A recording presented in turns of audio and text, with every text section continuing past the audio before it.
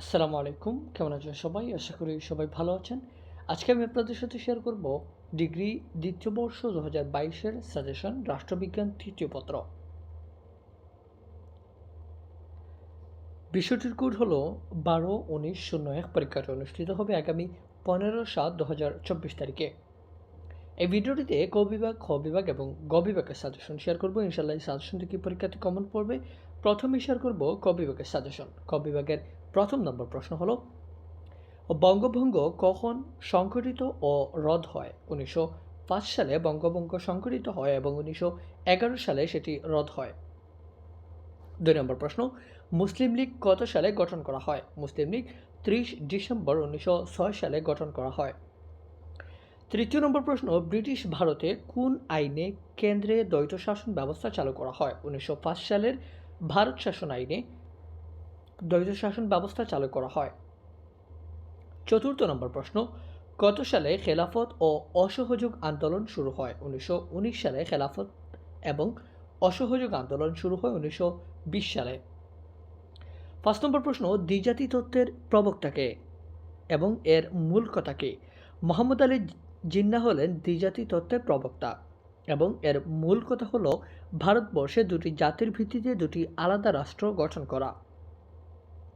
6 নম্বর প্রশ্ন, অবিভক্ত বাংলার শেষ মুখ্যমন্ত্রী কে ছিলেন? হোসেন শহীদ সোহরাওয়ার্দী। 7 নম্বর প্রশ্ন, রাষ্ট্রভাষা সংগ্রাম পরিষদ কখন গঠন করা হয়? 1947 সালের 1 অক্টোবর রাষ্ট্রভাষা সংগ্রাম পরিষদ গঠন করা হয়। 8 নম্বর প্রশ্ন, বাংলাদেশের পতাকা প্রথম কোথায় উত্তোলন করা হয়? বাংলাদেশের পতাকা ঢাকা বিশ্ববিদ্যালয়ে বটতলা ছাত্র সমাবেশে প্রথম উত্তোলন করা হয়। 9 নম্বর প্রশ্ন, মন্ত্রিমিশনের সদস্য সংখ্যা কত? 3 জন। 10 নম্বর, 1909 সালের ভারতীয় কাউন্সিল আইন কী নামে পরিচিত এবং কোন আইনে সর্বপ্রথম পৃথক নির্বাচন ব্যবস্থা চালু করা হয়? মৌলিক মৃত্যু সংস্কার আইন নামে পরিচিত এবং মৌলিক মৃত্যু সংস্কার আইনে নির্বাচন ব্যবস্থা চালু করা হয়। 11 নম্বর প্রশ্ন, কত তারিখে ভারত স্বাধীনতা আইন পাশ করা হয় এবং কোন আইন দ্বারা ভারত বিভক্ত হয়েছিল? 1947 সালে 18 জুলাই ভারত স্বাধীনতা আইন পাশ করা হয় এবং 1947 সালের ভারত স্বাধীনতা আইন দ্বারা ভারত বিভক্ত হয়েছিল। 12 নম্বর প্রশ্ন, পাকিস্তানের প্রথম সামরিক শাসক কে ছিলেন? ইস্কান্দার মির্জা ছিলেন পাকিস্তানের প্রথম সামরিক শাসক। 13 নম্বর প্রশ্ন, পিওডিও এর পূর্ণরূপ কি?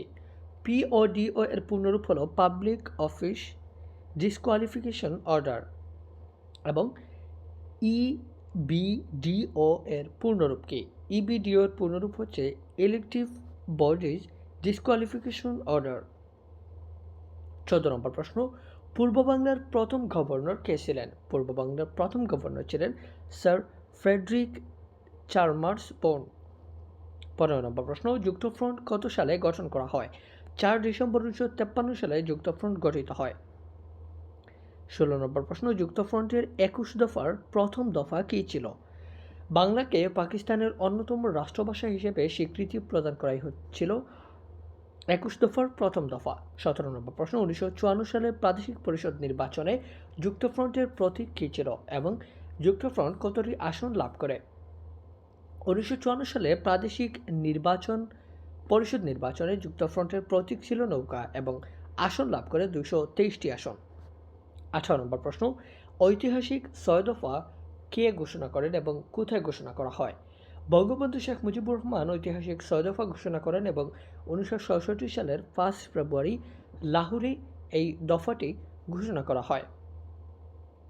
19 নম্বর প্রশ্ন, কোন দাবিকে বাংলার ম্যাগনা কার্টা বলা হয়? 1966 সালের 6 দফা দাবিকে বাংলার ম্যাগনা কার্টা বলা হয়। 20 নম্বর প্রশ্ন, আগরতলা মামলার প্রধান আসামি কে ছিলেন? বঙ্গবন্ধু শেখ মুজিবুর রহমান ছিলেন আগরতলা মামলার প্রধান আসামি। 21 নম্বর প্রশ্ন, শেখ মুজিবুর রহমানকে কখন বঙ্গবন্ধু উপাধি দেওয়া হয়? 1969 সালের 23 ফেব্রুয়ারি তোফায়েল আহমেদ বঙ্গবন্ধু উপাধি দেন। 22 নম্বর প্রশ্ন হলো, 1970 সালে সাধারণ নির্বাচনে আওয়ামী লীগ কতটি আসন লাভ করে? 166টি আসন। 23 নম্বর প্রশ্ন হলো 1971 সালের 7ই মার্চ বঙ্গবন্ধু তার ভাষণটি কোথায় দেন? ঢাকার রেসকোর্স ময়দানে, বর্তমানে সোহরাওয়ার্দী উদ্যান নামে পরিচিত। এই জায়গাটিতে 1971 সালের 7ই মার্চ বঙ্গবন্ধু তার ভাষণ দেন। 24 নম্বর প্রশ্ন, মুক্তিযুদ্ধের সময় বাংলাদেশ কতটি সেক্টরে বিভক্ত করা হয়? 11টি সেক্টরে মুক্তিযুদ্ধের সময় বাংলাদেশকে বিভক্ত করা হয়। 11 নম্বর প্রশ্ন। 25 নম্বর প্রশ্ন হলো মুজিবনগর সরকারের প্রধানমন্ত্রী কে ছিলেন, বা বাংলাদেশের প্রথম প্রধানমন্ত্রী কে ছিলেন? বাংলাদেশের প্রথম প্রধানমন্ত্রী বা মুজিবনগর সরকারের প্রধানমন্ত্রী ছিলেন তাজউদ্দিন আহমদ। 26 নম্বর প্রশ্ন হলো বাংলাদেশের সাংবিধানিক নাম কি? বাংলাদেশের সাংবিধানিক নাম হলো গণপ্রজাতন্ত্রী বাংলাদেশ। 27 নম্বর, বাংলাদেশের সংবিধান কোন তারিখে কার্যকর করা হয়? 1972 সালের 16 ডিসেম্বর বাংলাদেশের সংবিধান কার্যকর হয়। 28 নম্বর প্রশ্ন, বাংলাদেশের সংবিধানের সর্বশেষ সংশোধনী কততম? 17তম।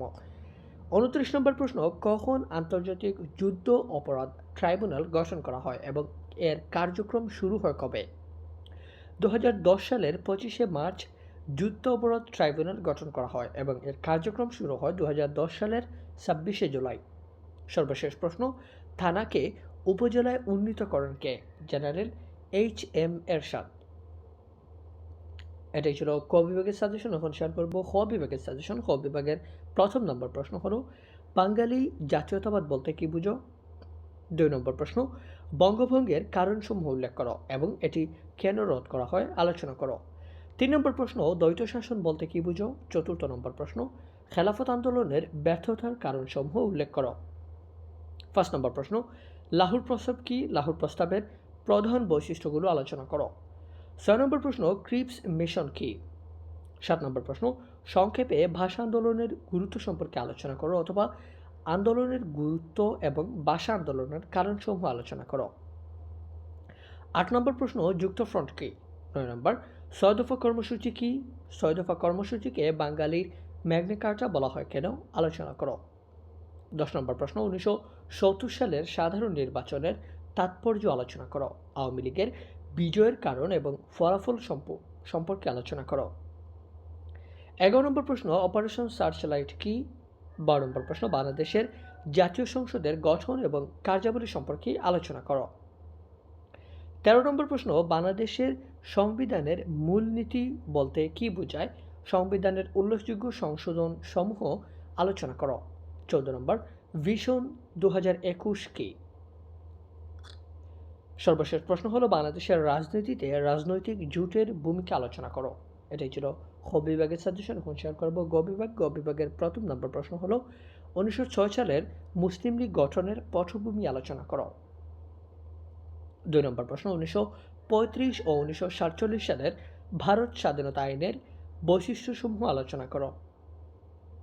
3 নম্বর প্রশ্ন, লাহোর প্রস্তাব কি? লাহোর প্রস্তাবের গুরুত্ব ও ফলাফল সম্পর্কে আলোচনা করো। তুমি কি মনে করো যে লাহোর প্রস্তাবের মধ্যে বাংলাদেশের বীজ নিহিত ছিল? আলোচনা করো।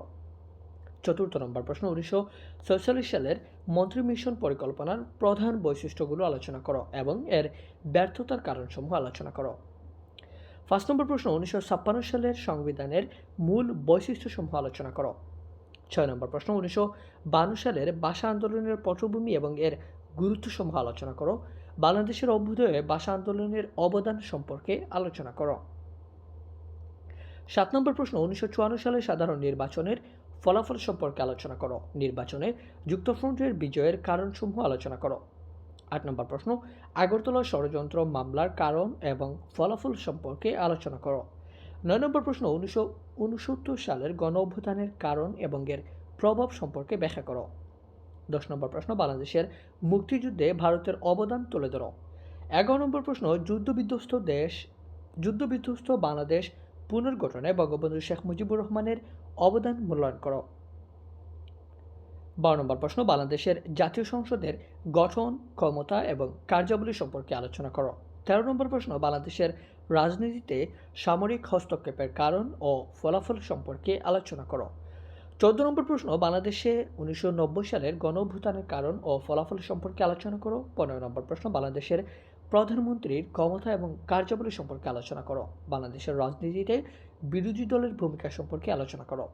এটাই ছিল আজকের ভিডিও। ভালো লাগলে অবশ্যই চ্যানেলটি সাবস্ক্রাইব করবেন। ধন্যবাদ সবাইকে।